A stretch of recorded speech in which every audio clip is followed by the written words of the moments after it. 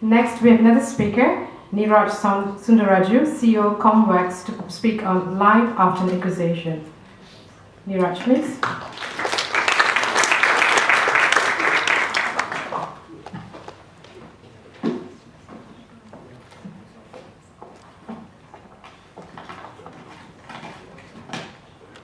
I have no slides, so I'm just going to turn this off.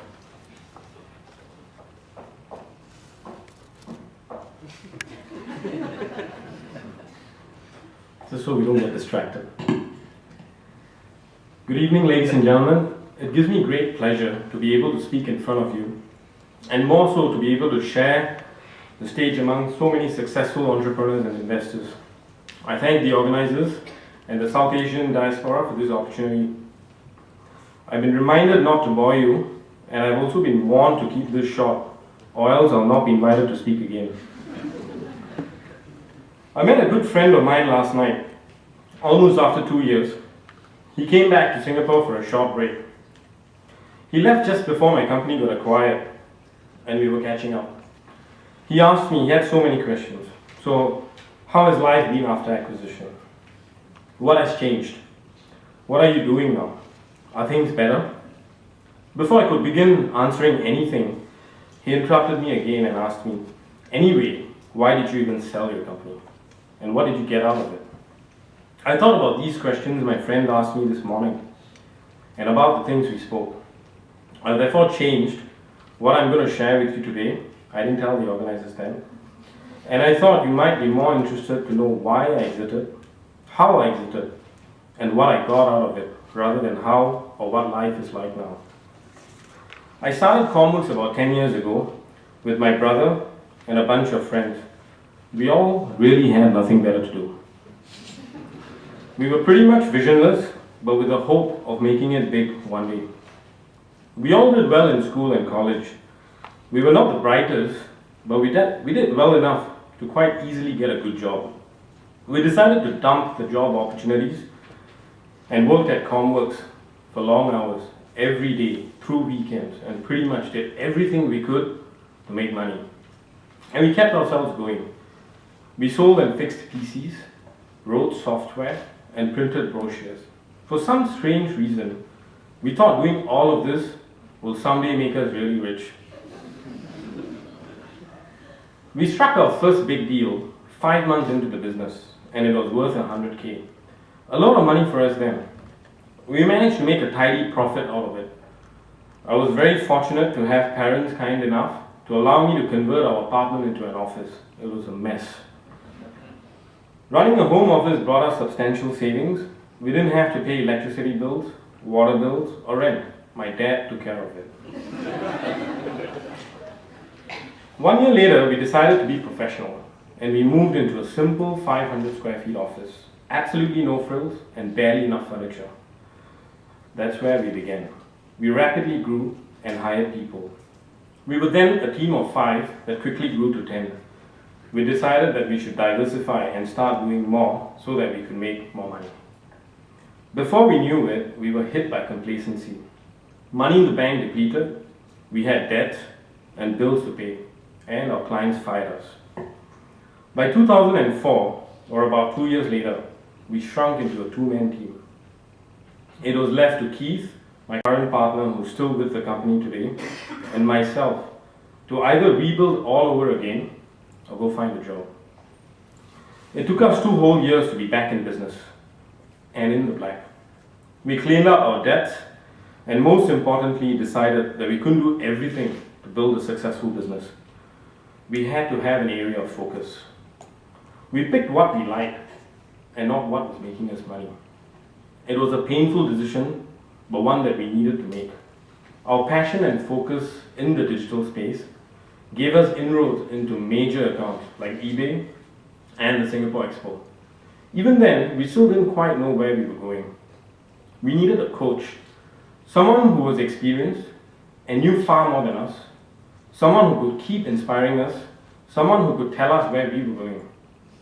We picked our client, Steve, who had then retired from Singapore Expo. We clearly couldn't afford him. Our revenues were then $500,000, which was close to what he earned a year. After weeks of persuasion, he joined us for a stake in the company and an allowance of $1,500 a month. He was committed to our business and we started growing together. In 2007, we grew our revenue by 50%, and Steve asked us if we wanted to continue running the business. We said, of course, we're making money. He told us we had to change our game and master what we wanted to do. If someday we really wanted to make it big, we haven't made it big, by the way. Keith and I took a trip to the Silicon Valley where we spent days attending workshops and conferences. We networked with really smart people and met brilliant minds like Jeff Bezos, Tim O'Reilly, and the late Steve Jobs. We felt we learned so much and had very little time. We returned to Singapore and began experimenting and innovating. We had an idea every week. The challenge was implementing and picking the right ones. We had clients who trusted us and paid us to experiment. We quickly began to produce results. We were a bunch of really young people with very little experience. How did we fight the big boys? We worked doubly hard, simple. We only had ourselves to rely on, while the big boys had money, experience, people, and whatnot. But relying on yourself and nothing else is the most stable factor and will always be. Our clients really liked us and the passion we came with. By 2008, revenues had grown to over $1 million with just under 12 people working for us. We knew that to grow bigger, we needed even bigger clients. We had some flaws though. We didn't have a large amount of money to invest in the business, and we didn't have an office beyond Singapore. We needed a partner, and we really wanted a good partner. Steve spoke to Keith and myself for days. He made us understand that 50% of 10 million was far bigger than 100% of a million. For the first time in running our business for 6 years, we understood that we'd grow exponentially through acquisition, and that meant giving up stake in the business. We believed in what Steve said, but we needed a plan. We met Wunderman, the world's largest digital agency. You can slice and dice Wunderman however you want, by revenue, by profit, clients, awards, or whatever. They would be ranked number 1 or 2 most parts of the world, if not all. We wanted Wunderman to acquire us. But Wunderman was not convinced and felt they should try working with us first. We wanted a marriage and Wunderman wanted to date us first. Fair enough. We went places together, pitched for several accounts. We won many and lost a few. Within a year, they loved our work and our people. We shared the same passion and drive. Our values were a perfect match. We then sold majority stake of our business to WPP and Wunderman in 2010. After 12 months of tough negotiations, of course, it all paid off well. Our business started propelling. Months later, like all men I felt, I met the love of my life on a trip to Goa in India. I fell in love with her and got married in November last year in India. And my wife moved to Singapore to live with me. Looking back 10 years later, there were tons of mistakes we made. But all I can share is the few things that we did right. We started with very little money, just $10,000, which was probably what we needed. Out of the $10,000, $5,000 was given to me by our first and only investor. He happened to be my insurance agent.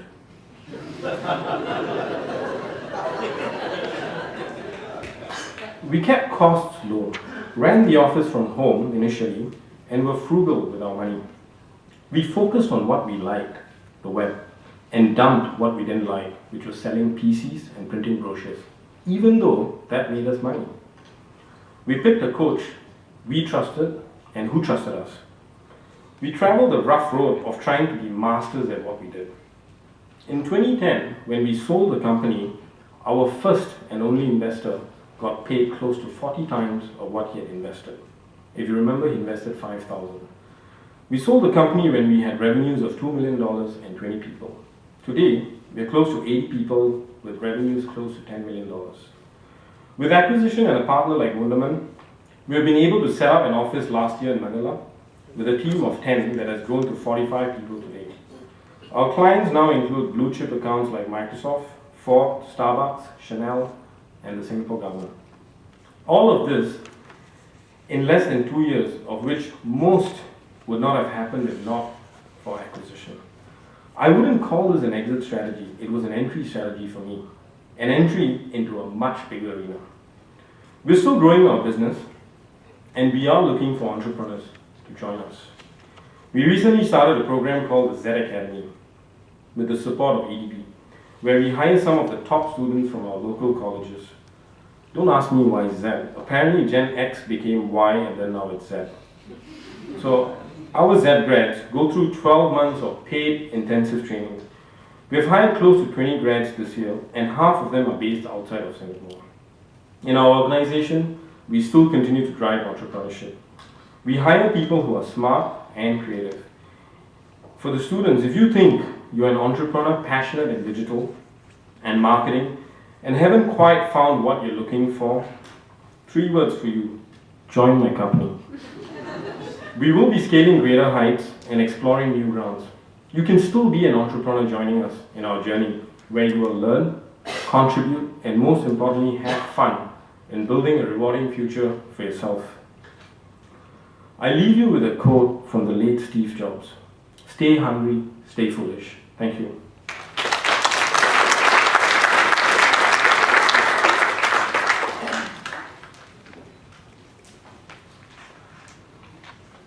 You didn't tell me about this part.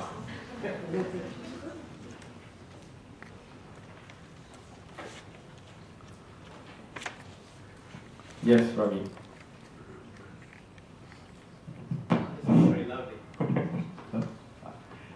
Do you feel that you sold a bit too early? Not really, because I think I didn't sell everything that I have. We've still got a long way to go. We've got other ideas in the bag, and this was the first time we got to a stage where we knew our company could be sold. There was value and money on the table. Just a quick follow-up question. Did your investor have a view on the sale? Did they want to exit? He held 5% stake in the company.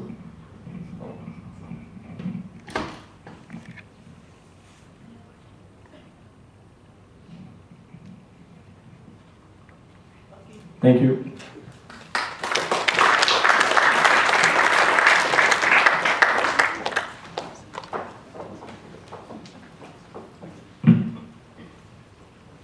Thank you, Neeraj. It's time for the second panel discussion, the last one. May I invite the following panelists to the head table to discuss on the topic, the traits of successful entrepreneurs.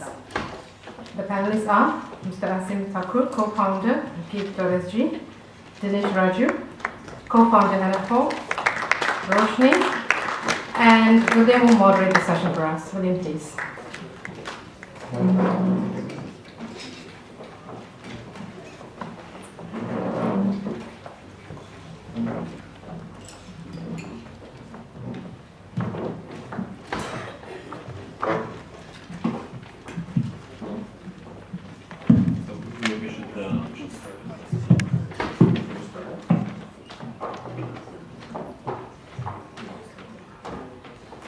Welcome to this panel session with 3 very successful entrepreneurs. So with me today, I have Dinesh Raju. Little known fact about Dinesh is that he actually hacked the computer game when he was 8 years old. Perhaps Dinesh wants to say a little bit more about this. Sure. So I'm the founder of a company called Referral. We do refer a friend programs for online stores. The product is called Referral Candy. The product was launched in October 2010, and so we've been growing. William's one of our investors, together with Sanjeev, and so now effectively is trying to scale up the business and reach out to more customers around the world. Let me just briefly introduce Aseem Thakur from Give.sg. For people that don't know Aseem, he actually has a black belt in karate, and he's actually an Olympic mathematics champion as well. Hi, good evening everyone. My name is Aseem and co-founder of Give. I moved to Singapore about 10 years back from India on a scholarship, and once I graduated from NUS, I couldn't figure out a better way to spend my time than working on interesting problems, and that's what got me into entrepreneurship. And last but not least, we have Roshni Mahtani from Tickled. So when Roshni was applying for her second job, like almost 10 years ago, she actually created a new website just for a job interview. And she got the job on the spot. So Roshni, please introduce yourself. Thank you guys. Have quite a lot from me today. Yeah, okay, it works. So I run Tickled Media. Tickled Media is a publishing house. We publish content online. So one of the websites that we publish in conjunction with ISAS is the South Asian Diaspora. We also publish Life Journal for Asia and the AsianParent.com, Kidland, and a few other online publications. Thanks. Thanks, Roshni. So this session is about, traits of successful entrepreneurs. So I will ask a few questions, we'll discuss a little bit, and at the end there will be a chance for you to ask them direct questions as well. So let's start off with the first question from Roshni. To start and not to start a business, right? There's a big difference between having a monthly paycheck and actually creating your own business. So if you think back at the time when you were considering starting a business, going back and forth, can you define, or can you tell me what was the defining factor that actually made you make that jump?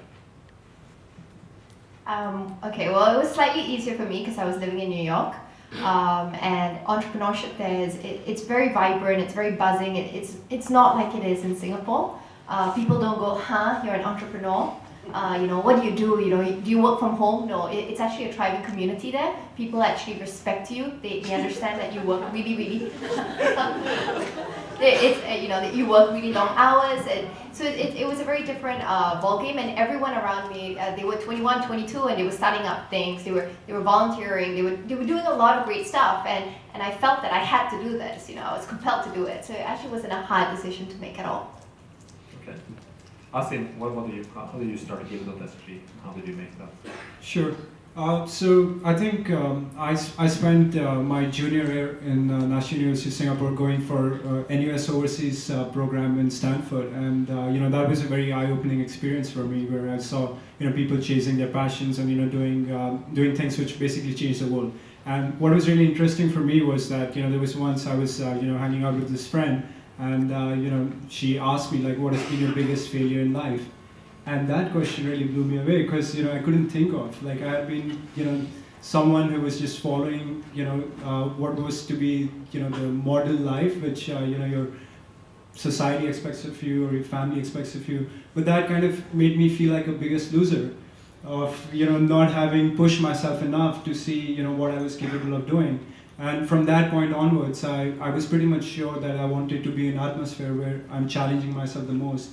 And startups seemed to be the right place for that. And it was kind of coming back from that program, I had a chat with a few friends of mine, and we spotted this problem about what was mentioned earlier by one of the speakers, how in charity sector there's a lack of transparency, there's a lack of trust as well. And we thought that technology has the solutions in solving some of those hard challenges, and that's why I got into Give.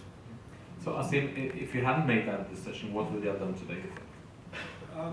I think I would have possibly applied for a company, a big company, gone for a job there and got fired from there.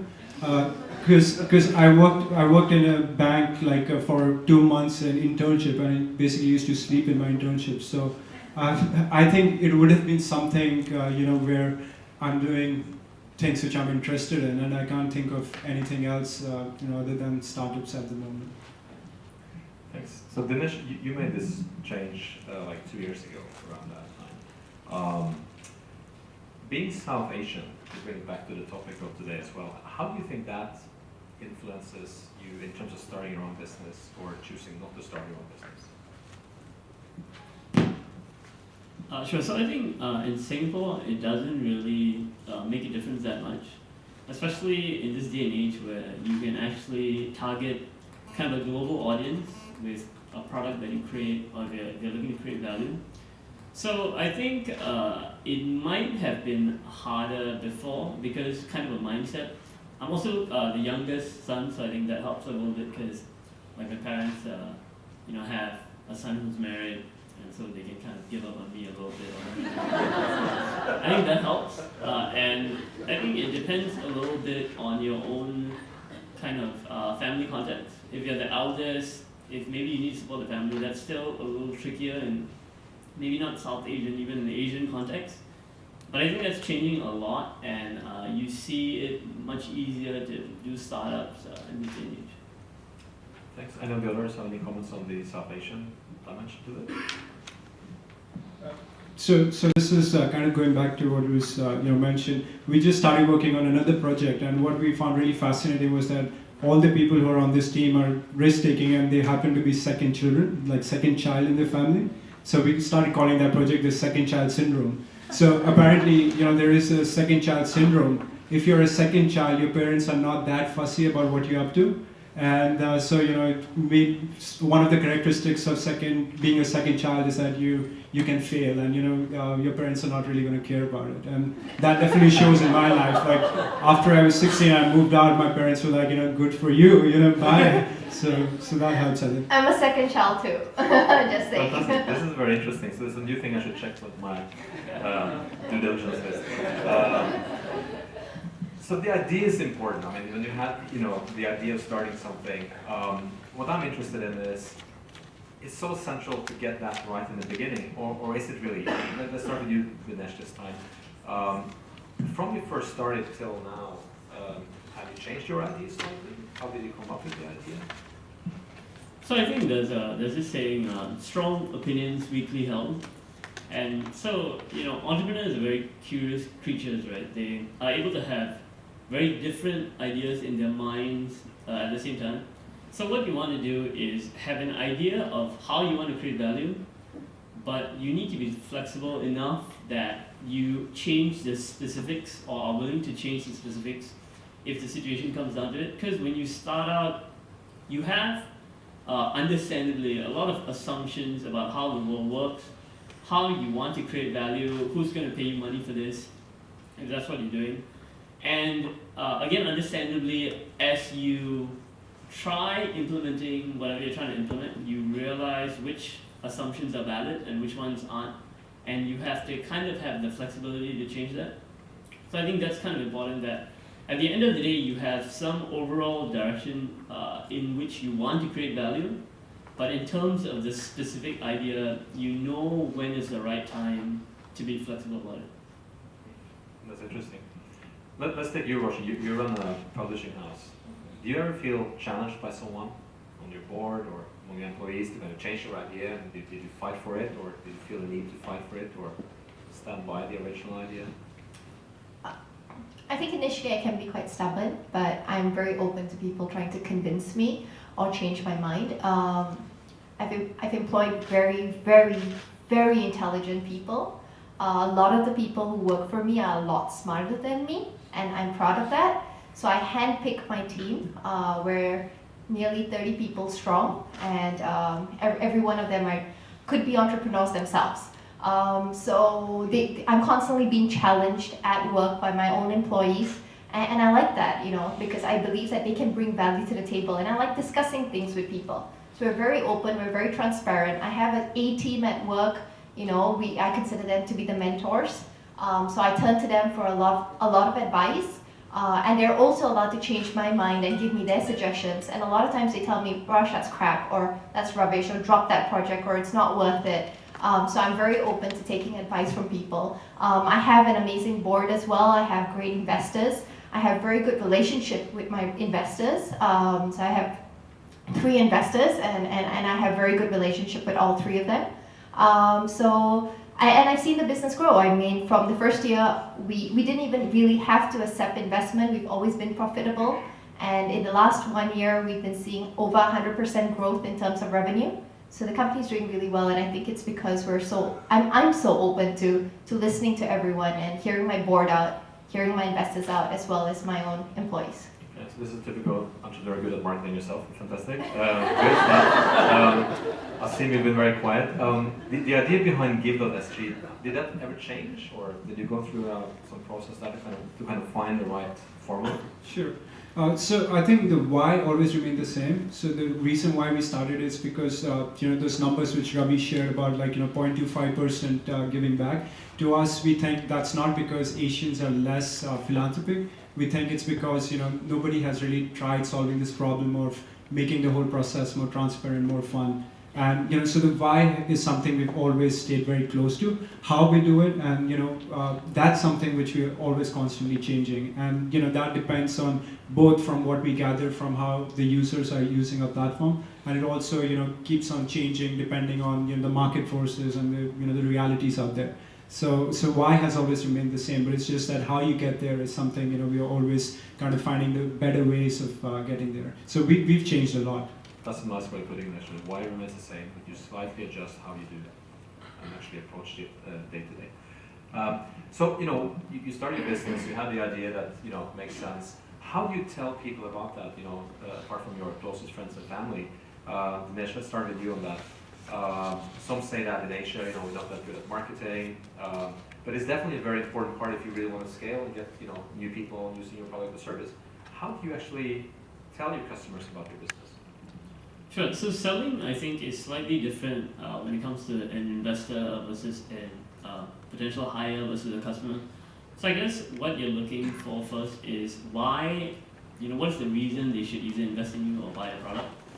And once you understand that mindset, you message you set that messaging correctly. So for a potential hire, it might be that he joined a bank and then, he realized that, sure, I'm making money, but this is like, what kind of life is this, right? So then the pitch has to be, come join me to change the world. But for, if you try that with a customer of ours, that wouldn't really stick because they don't care about this newfangled gizmo that you're building. They just want, hey, can you get me more sales? So the messaging is slightly different, but it all ties together in there's one consistent underlying view that sure, you're selling the customers this product that helps them get more sales, but it is so that you have the money to hire more people to build this incredible product that will make your investors more money. So you need to have that vision. So what they say is kind of the founder is the keeper of that vision, and all these are just different components that are characteristics of that vision. Sure, but you say marketing is basically understanding the customer you're talking to. Correct. Do you agree with that, Roshni? What's the biggest lesson you learned in terms of marketing your service? Since you started in 2008, how do you go about it? How do you get more readers of the Asian Press, for example, or one of your other websites? Word of mouth does help. However, online advertising is very, very important. A lot of people still like to go traditional, or they believe that print advertising is important, television advertising, and they still neglect online. I'm sorry, but the game's changed a lot in the last 2 to 3 years. If you are ignoring online, you're doomed. So online advertising is very important. Online marketing, your personality online as well counts. Okay, I know we're running out of time. One word from each of you on raising funding. I mean, some businesses actually need raising external funding. I think some of you didn't do that initially, which is great. What's your advice on raising funding? Tell us your worst moment with an investor when you try to raise funding, for example. Give us some insights of that. So I think raising funds is a very time-consuming job.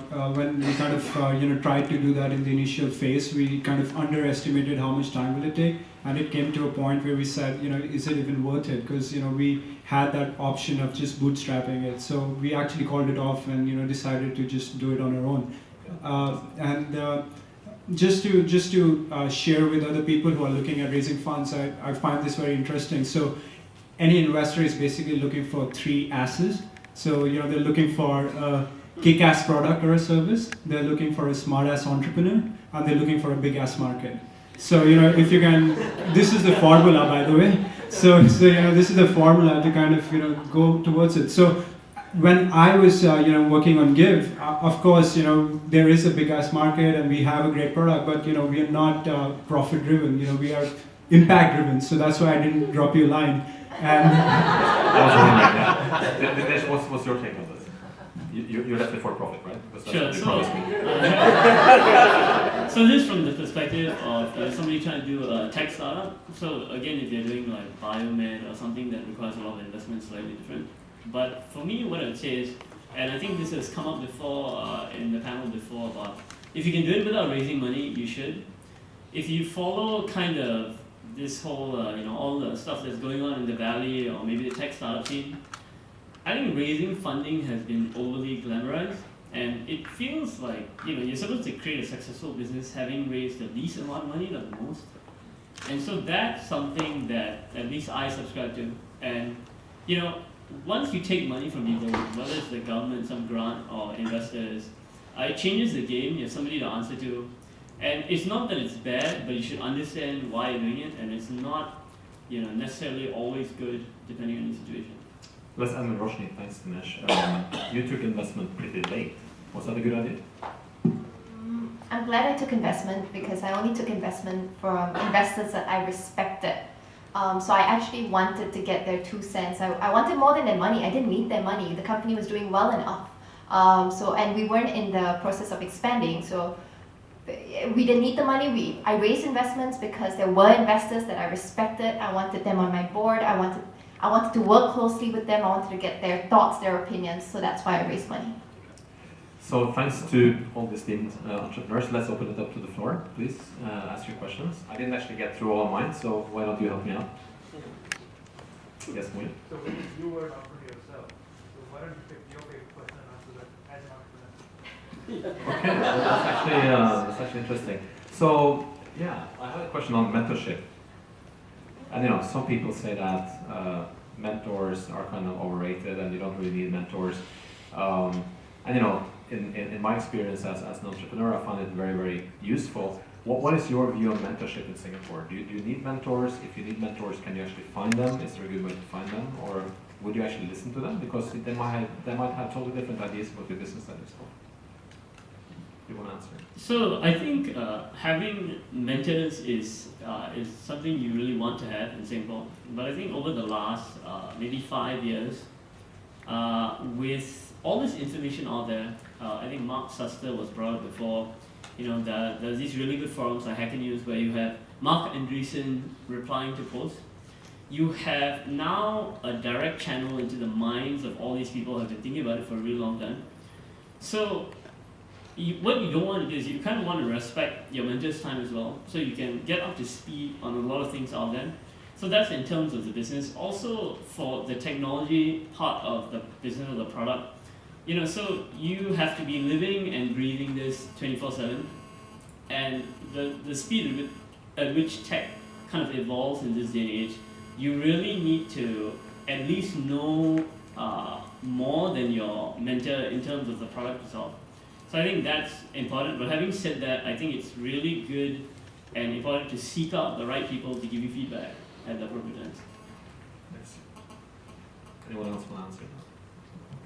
So I used to have mentors until Quora came into the background. So now you can just basically put any questions, any thoughts you have, and get really like world-class people from around the globe kind of answer those questions. So mentorship on demand. Yeah, mentorship online on demand. Yeah.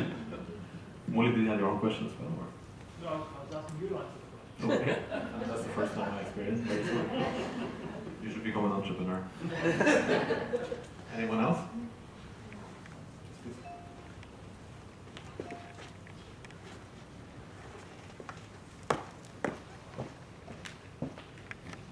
Hi, I'm Sky from Crossify Private Limited, and actually the question that I would like to ask, right, if an entrepreneur along the way in his entrepreneurship journey, right, should he or she actually change the business model if, let's say, there is a chance that if, let's say, you change the business model and you may actually earn more profits in that sense.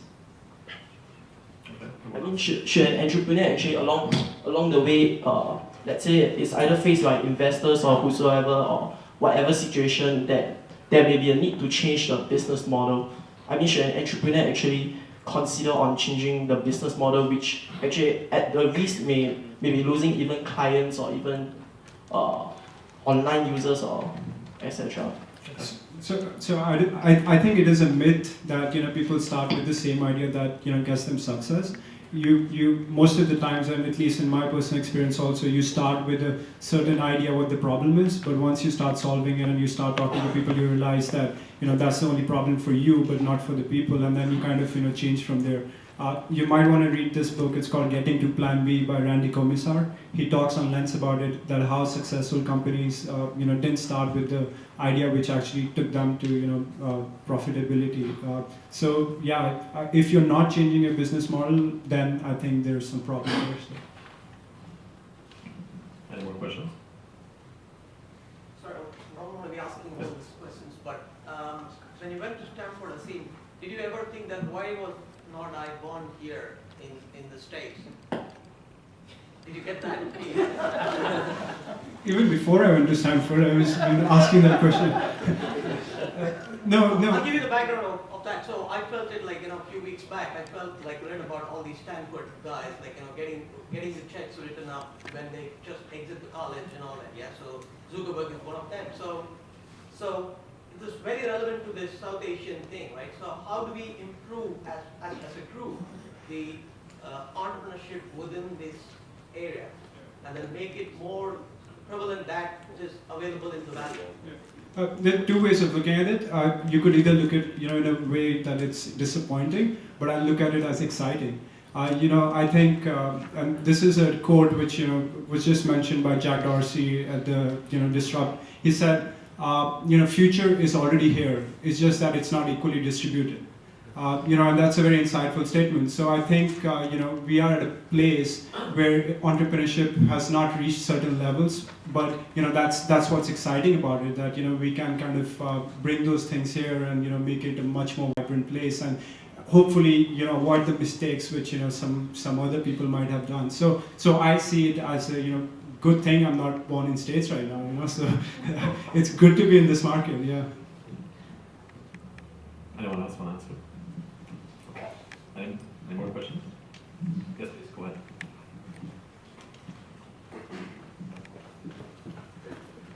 Hi, I'm Lee. I'm a blogger and a social media commentator. So I'd like to throw a question that's more on a generic social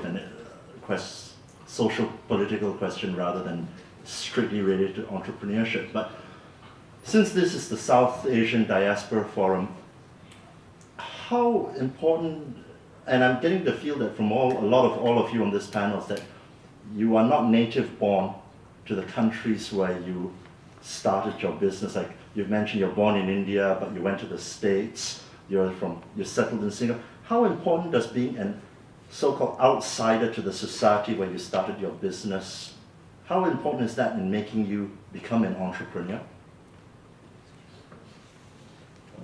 So I am Singaporean. But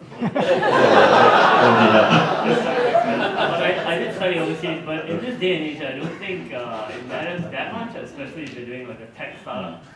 You can be because global. There was a while in the Economist many years back, they said that a lot of the people in the valley are Indian and Chinese immigrants because they face discrimination about getting into established multinationals, and that has a role in spurring entrepreneurship. That's what I'm meaning there.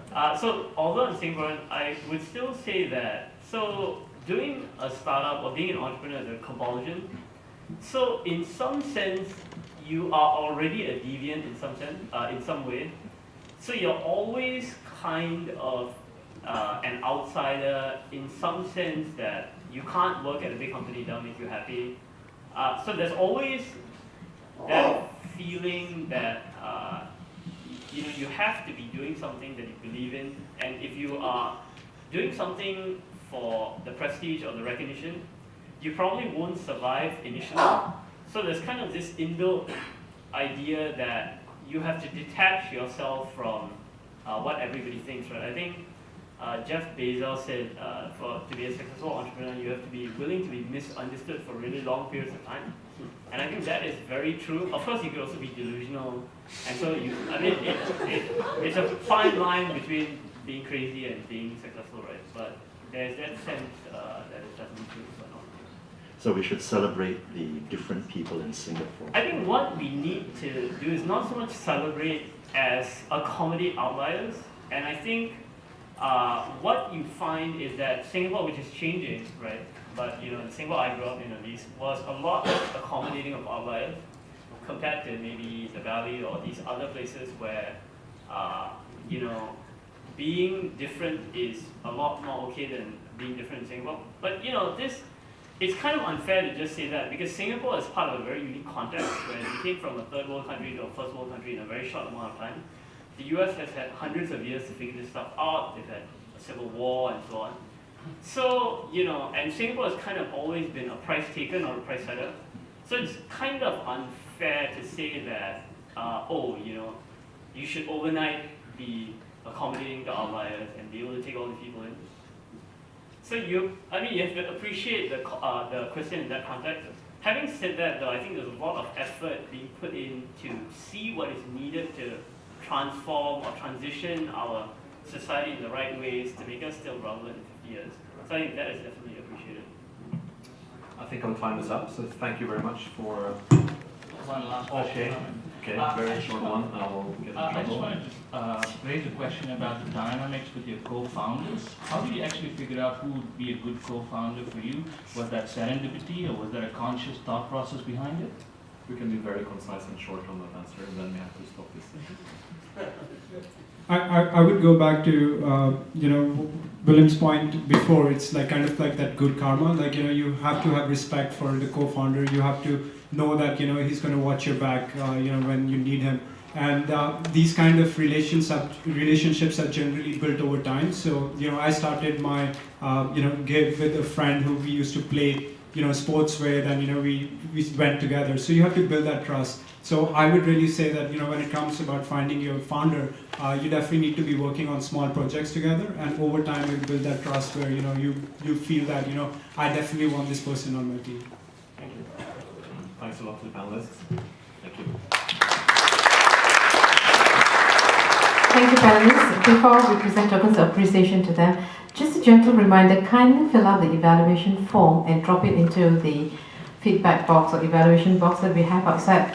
This is necessary because, as I stated in the earlier part, this is the first of the series of networking sessions that we have as a run-up to the South Asian Diaspora Convention 2013, so we really appreciate that. With that, it's my pleasure now to invite Dr. Chowdhury once again on stage to present tokens of appreciation to our panelists before he makes his concluding remarks. May I also invite Mr. Neeraj on stage? Yeah, because we haven't given you our token of appreciation yet as well. I'll start with him. Neeraj, thank you so much. Yeah. Aseem, entrepreneurs, I think it's a real privilege to have them with us today to share their experiences. Dinesh.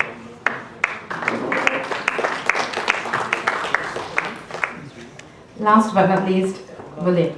Thank you so much, William, for moderating. Please just stay back for just a couple of minutes for Dr. Chowdhury to make his concluding remarks. Thank you, Sudhara. Thank you very much on behalf of all our colleagues from ISAS here, and also on behalf of the chairman, Ambassador Pillay, and Director Tanta Yong. I should like to thank all of you for making this evening extremely interesting, stimulating, and also educative. As you have heard, I'm a fellow at ISAS, but in my previous avatar or incarnation, I was the foreign minister of Bangladesh in the previous government, in the last government. But apart from the Foreign Office, I had yet another ministry, which was expatriate welfare, Bangladeshi expatriate welfare.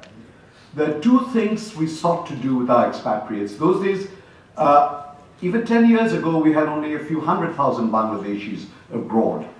But over the last few years, the numbers swelled to 5 to 7 million. And what, as policymakers, or what your communities even would want at home, two things. One is a continued linkage, both emotionally and financially, economically, with the home country. And secondly, what we wanted our expatriates to do is to become absorbed in the host culture, so that they became good Britishers, good Americans, good Singaporeans. And by doing that, indirectly contribute to the linkage with the home community. This is the reason why at ISAS we are also have initiated, as you have heard from Sitara, this series called the SADC, South Asian Diaspora Conventions, one of which has taken place last year, and another is to follow the follow next year. Entrepreneurs, as we've all heard, succeed because they are able to lead with ideas. Also because, and as I have heard and as so have you, they all perceive things a little differently from others. There is a story about these two shoe salesmen who go to a sub-Saharan country in Africa and report to their headquarters. One reports, no one wears shoes here, so I see no prospects. The other reports, no one wears shoes here, I see tremendous prospects.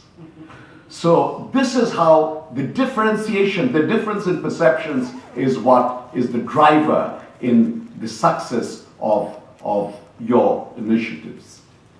I should like to thank, as I said, all of you, the panelists, Roshni, William, who have so admirably led the discussions here. We've heard tremendous ideas today, ideas emanating from South Asia. I'll expand the connotation of South Asia a little broadly to include Norway in this case.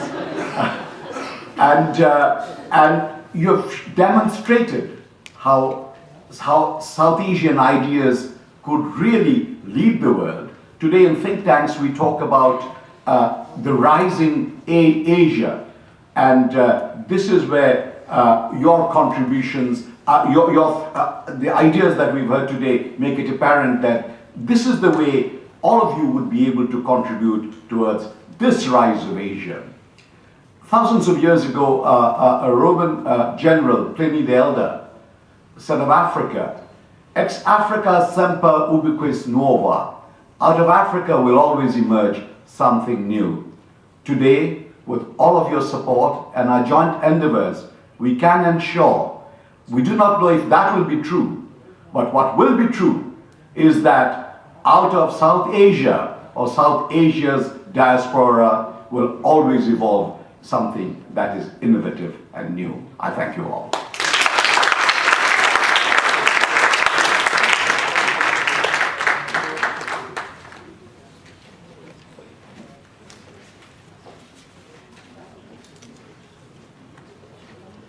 Thank you, Dr. Chowdhury. And ladies and gentlemen, we have come to the end of today's event. Thank you so much for your participation and support. And once again, on behalf of ISAS, Tickled Media, and South Asian Diaspora.org, have a good evening and join us again for another engaging session. Thank you.